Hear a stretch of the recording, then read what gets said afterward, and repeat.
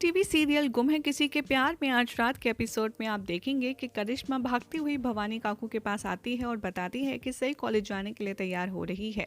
उधर उषा मौसी से मिलने के लिए सई आएगी कॉलेज जाने से पहले, जहां पर उषा मौसी उसे दही खिलाकर उसके कॉलेज के पहले दिन के लिए उसे बेस्ट ऑफ लक कहती हैं। और साथ ही यहाँ पर होगा उषा मौसी और सई का इमोशनल बातचीत वाला मेलोड्रामा, जहाँ पर वो ये कहती आएंगी सई से नज़र कि अगर आज तेरे आबा जिंदा होते तो तुझे ऐसे देख के बहुत ज़्यादा खुश होते। तभी वहाँ पर अश्विनी आती है और वो सई से गुस्सा होती है। अश्विनी को मनाने के लिए सई इधर उधर की बातें करती है और सॉरी भी बोलती है, जहाँ पर समझाते हुए अश्विनी कहती है कि सुन सई, यहाँ के लोगों ने तेरी गलती निकालने के लिए बहुत मोटा चश्मा पहन रखा है और मैं नहीं चाहती कि तू हमेशा कोई ऐसा काम करे जिसकी वजह से ये लोग तेरे ऊपर बातें बनाना शुरू कर दें।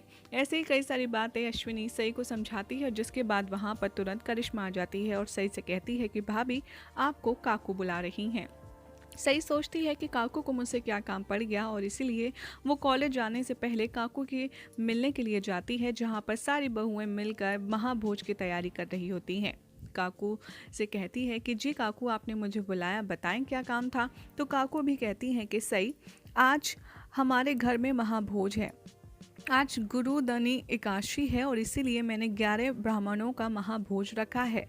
तुम्हें तो पता ही है कि पिछले कुछ समय से हमारे घर में कितना कलेश चल रहा है, इसीलिए ग्रह शांति की पूजा करवाने के लिए हमने ये महाभोज रखा है और घर की सारी बहुएं कुछ ना कुछ काम कर रही हैं, इसलिए आज तुम्हें भी काम करना पड़ेगा। यहाँ पर सही कहती है कि काकू आप मुझसे जितना काम करवाना चाहती हैं आप करवा लीजिए, लेकिन आज नहीं, आज मेरे कॉलेज का पहला दिन है और मुझे टाइम से पहुँचना है, मैं ऑलरेडी बहुत लेट हो गई हूँ। काकू कहती हैं कि सुन लड़की, जब घर की सारी बहुएं काम कर रही हैं तो तुझे भी करना पड़ेगा और तू एक बार काम ख़त्म कर ले, उसके बाद आराम से कॉलेज चले जाना। यहाँ पर बहुत ज़्यादा आर्ग्यूमेंट होने लगता है भवानी काकू का और सई का, जहाँ पर एट लास्ट भवानी काकू सबको ऑर्डर देती आती है नज़र और कहती है कि बाकी करिश्मा तुम दोनों मिलकर हलवा पूरी बनाओगी और अश्विनी तुम कटहल की सब्ज़ी बनाना, सोनाली तुम सब पर नज़र रखना और देखना सब काम ठीक से हो रहा है या नहीं, और सई तुम कटहल छीलना और उसे काटना और काट के अपनी सास को देना ताकि वो सब्जी बना पाए। सही ये बात सुनकर बहुत ज़्यादा शॉक्ड हो जाती है और कहती है कि लेकिन काकू मुझे तो कटहल छीलना तक नहीं आता, ये सारे काम तो घर पर उषा मौसी करती थी, मुझे हल्के फुल्के काम करने आते हैं लेकिन मुझे इस तरह के काम करने नहीं आते, और वैसे भी मैं कॉलेज जाने के लिए बहुत लेट हो रही हूँ, आज मेरा पहला दिन है, मैं जा रही हूँ, आप एक काम कीजिए मेरी आई से करवा लीजिए। आई क्या आप मेरा आज का काम कर देंगे? मैं कॉलेज से जल्दी आकर आपका जितना भी काम होगा वो कर दूँगी। यहाँ पर अश्विनी तैयार हो जाती है, लेकिन काकू बहुत तेज़ चिल्लाती है और कहती है कि नहीं, काम तो तुझे ही करना पड़ेगा। पीछे से निनाद बोलता है और कहता है कि देखा वहनी, मैंने तो पहले ही कहा था कि अभी ऐसा होगा कि बहू बन जाएगी रानी और सास बन जाएगी नौकरानी, तो आप देख रही हैं ना, उसकी शुरुआत अभी से हो गई है। यहाँ पर सोनाली भी बड़े ताने कसने लगती है, जिसके बाद सही से काकू कहती हैं कि सुन लड़की, खाना तो तुझे ही बनवाना पड़ेगा और इसके लिए हम कुछ नहीं कर सकते, तुझे कॉलेज जाना है तो जा, लेकिन उससे पहले घर का काम कर, क्योंकि तू इस घर की बहू है इसलिए तुझे फ़र्ज़ निभाना होगा। यहाँ पर सही कहती है कि अच्छा ठीक है, वो नहीं तो मेरी जगह उषा ताई काम कर देंगी, वो तो इन सारे कामों में एक्सपर्ट हैं, उषा ताई आप क्या मेरी मदद कर दोगी? उषा ताई भी मान जाती हैं और ये बात सुनकर सोनाली आग में घी डालने का काम करती है और कहती है एक सेकेंड सही, ये महाभोज है, यहाँ पर हमारे घर की बहुएं खाना बनाती हैं ना कि नौकरानी, तुमने तो उषा ताई को घर की बहू का दर्जा दे दिया। वाह भाई वाह, ऐसे तो नहीं होता।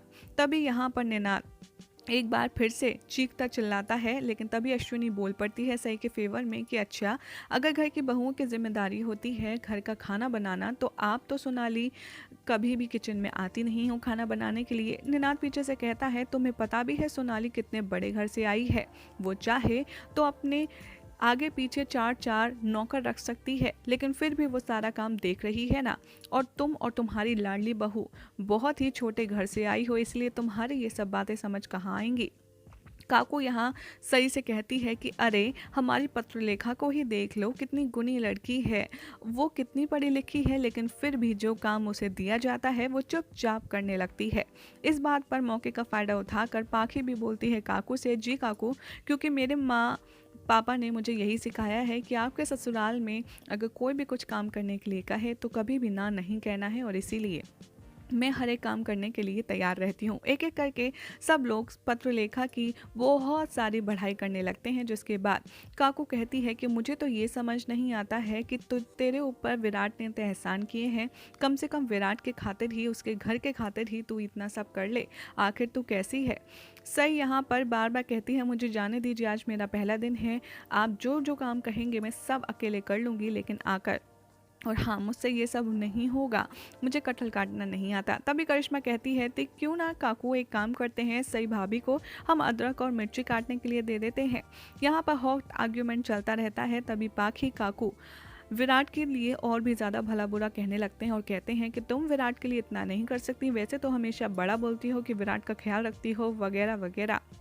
सई को विराट की बात सुनकर बहुत ज़्यादा बुरा लगता है और वो फाइनली बैग रख कर दंदनाती हुई जाती है और कहती है कि ठीक है, आप मुझे बताइए क्या करना है, मैं जल्दी से सब काम करके फिर कॉलेज चली जाऊंगी।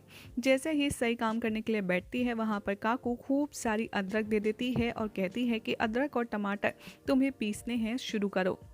तुरंत सही कहती है उषा ताई से कि अंदर से आप मिक्सर ग्राइंडर ले आइए, मैं फटाफट से पीस देती हूँ। तो यहाँ पर काकू फिर से सही को सुनाने लगती है और कहती है, ए लड़की, हमारे घर में सारा सामान ग्राइंडर में नहीं पिसता बल्कि सिलबट्टे पर पिसता है, और यही है हमारे घर की शान, क्योंकि आज भी हम पुराने रिवाज से ही घर का खाना बनाते हैं और इसीलिए तुम्हें यहीं पीसना पड़ेगा। सही कहती है, मैंने कभी नहीं चलाया, मुझे आता भी नहीं है, मुझे नहीं पता इस पर कैसे काम करते हैं। अश्विनी मदद करने की कोशिश करती है उसे सिखाने की, लेकिन काकू मना कर देती हैं।